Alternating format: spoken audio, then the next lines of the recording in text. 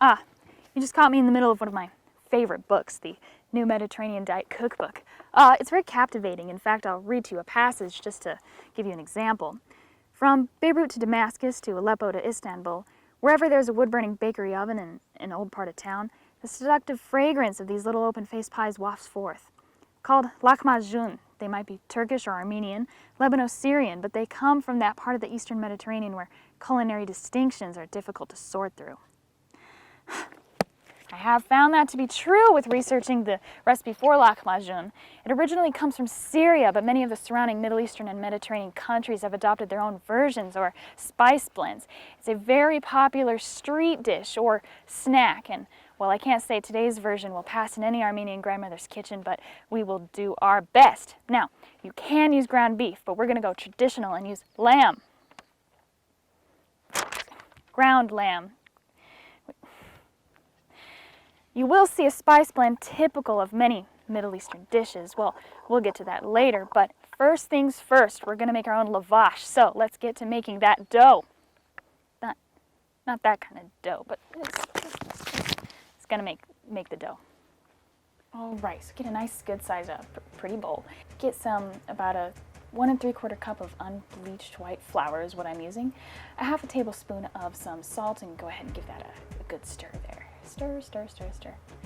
All right, keep stirring. There we go. Shake it up.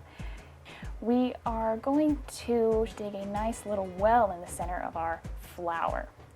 Okay, so you're gonna want to dissolve in a little bit of warm water, about a 1/4 teaspoon of granulated yeast. I have some fast-acting yeast. Pour that in the little well. And then you're just going to want to flick some of the flour over that, just cover it a little bit, and that's going to sit for about 10 to 15 minutes, no longer than 2 hours. Now it's been about 15 minutes. I'm going to go ahead and stir this yeast mixture with my flour. You're going to slowly pour in about a 1/4 cup of olive oil, extra virgin olive oil. Go ahead and stir that in. Slowly stir in about a 1/4 cup of yogurt. I use Greek yogurt. You can use whatever yogurt you like. Now take off any rings or anything that'll get all clumpy and go ahead and smoosh that together with your fingers. You can add some warm water in. It doesn't have to be perfect yet, but it should be soft and malleable. Go ahead and put some flour onto your table there. We're going to dump that out and start kneading the bread dough. And here comes the kneading montage. It should be tender and elastic and have lost its tackiness. If you need to, you can get some help from your boyfriend there.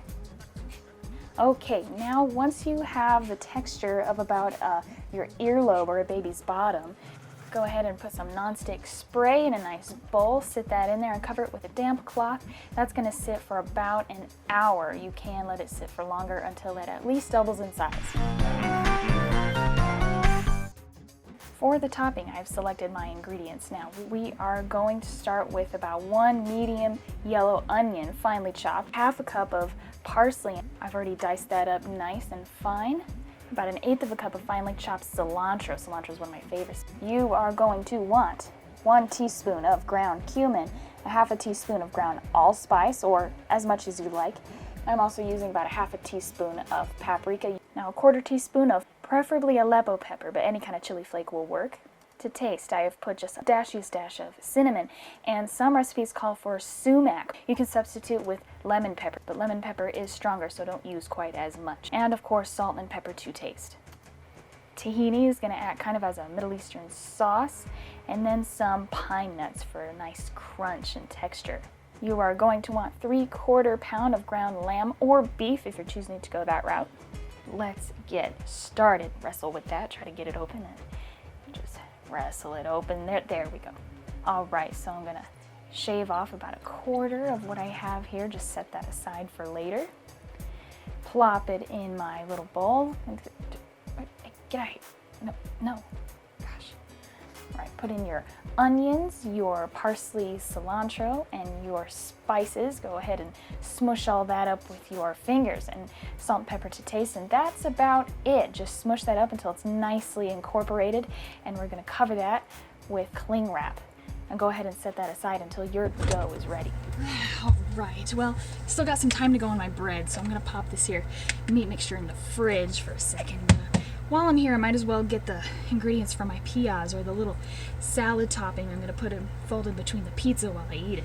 It's going to be really good, so I'm going to put some cucumber, radishes, I don't know, probably some mint, maybe the parsley and cilantro that I used earlier, maybe even some lemon juice. Also, while I'm here, I want to make some ayran, which is a frothy yogurt drink, salted with some cumin, which is a lot like Indian raita, which is why I chose to make it. It's going to be really good. I might even put this cucumber in it as well. But instead of yogurt, I'm going to use this fresh kefir that my mom makes every morning. Going to be real nice.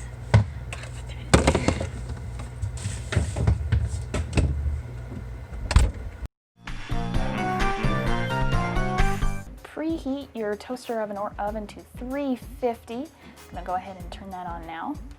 Now to flattening out your lavash pizza dough. Go ahead and put some flour down, and then knead that just to get out the air pockets. Go ahead and really tackle it. Just beat it up. Just give it a good beating right there. Okay, I think that's enough. That's good. Okay, I'm gonna cut this into quarters. So first cut it in half, and then cut that half into another half, and you got a quarter of your dough. Roll that flat as you can. This is really important. You really need to get it as thin as possible. Get it to about 1/8 of an inch if you can. All right, I think that's about good. Spread on a good spoonful of tahini, or as much as you think you like. If you don't like it, it's kind of a strong flavor. I really like tahini, so I'm going to give it a good spread. Now take your meat mixture, and it should feel kind of like a thick paste. Go ahead and smush it down until it's one nice thin layer on top of your crust. Now wash your hands thoroughly, because you're going to get your pine nuts, and go ahead and sprinkle a nice sprinklage of pine nuts over your pizza, as much as you like. Magically transfer that to your baking sheet. There, magic. And pop that into your toaster oven. And then go ahead and make your other 3. For the pias, really simple. Get some radishes and cucumber, parsley and cilantro. I haven't really measured. I've just put some salt and pepper, a little lime juice, and olive oil, extra virgin. Toss that together. That's pretty much done. All right, looks like the first pizza's ready. Let's take it out of the oven there. Be careful. Plop it there on your sheet. Sprinkle the little salad on it, or you can get little pieces and fold it in the middle there. And well, that's pretty much ready to serve. The ayran is really simple. I'm just going to shave some cucumber in the bottom of each glass as much as you like. Sprinkle some salt and cumin in each, and go ahead and fill her up with the kefir or frothy yogurt mixture. And that looks refreshing.